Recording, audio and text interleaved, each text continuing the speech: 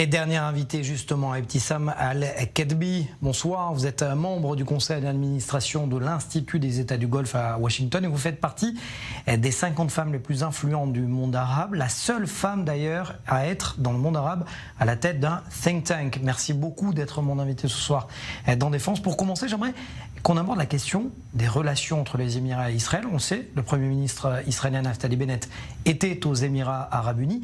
Et quelle onde de résonance a eu cette visite? Let me first say that, Avant de répondre à votre question, j'aimerais préciser une chose. Les Émirats arabes unis fêtent leurs 50 ans cette année et notre politique étrangère est un outil qui sert des intérêts nationaux plus élevés, notamment des intérêts économiques qui sont extrêmement importants. Donc je crois que c'est une visite historique, évidemment, aussi bien pour Israël que pour les Émirats et toute la région.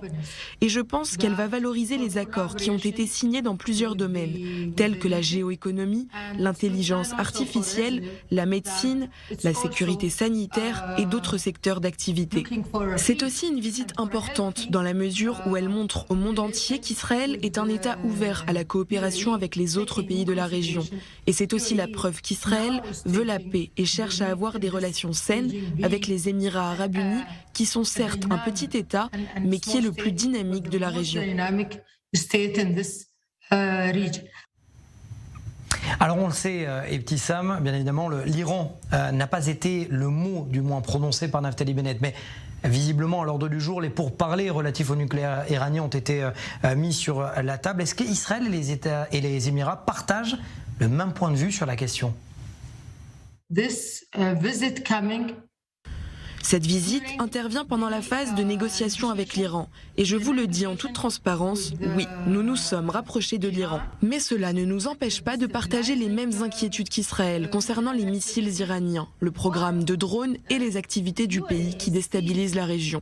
Mais les Émirats arabes unis ont une certaine approche par rapport à cette situation.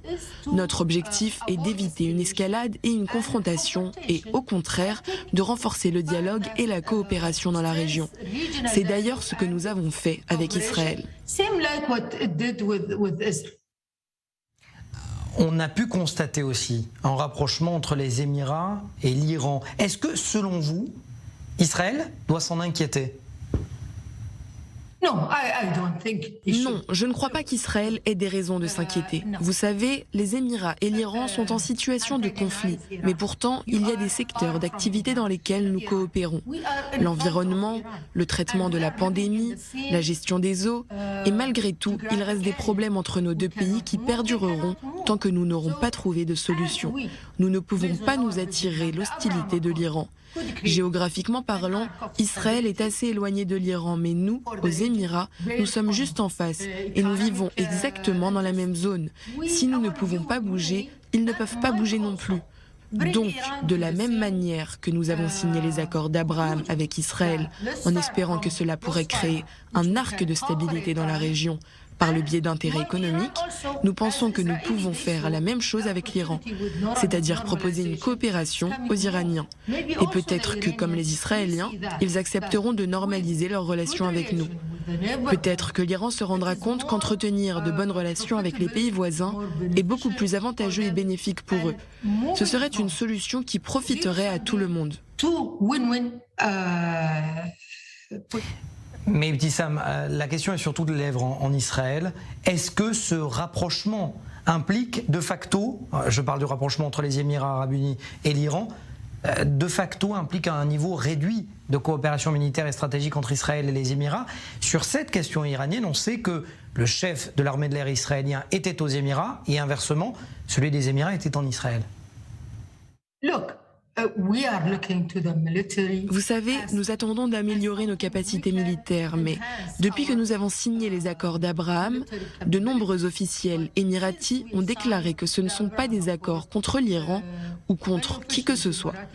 Et je crois qu'aujourd'hui, les Iraniens sont convaincus que toute coopération, quelle qu'elle soit, entre les Israéliens et les Émiratis, n'est pas dirigée contre eux. Il s'agit simplement d'un intérêt commun entre deux pays. Et les Iraniens doivent eux aussi comprendre que s'ils veulent vivre en paix, alors ils doivent renoncer à beaucoup de choses. Peut-être que ça ne sera pas facile de les convaincre.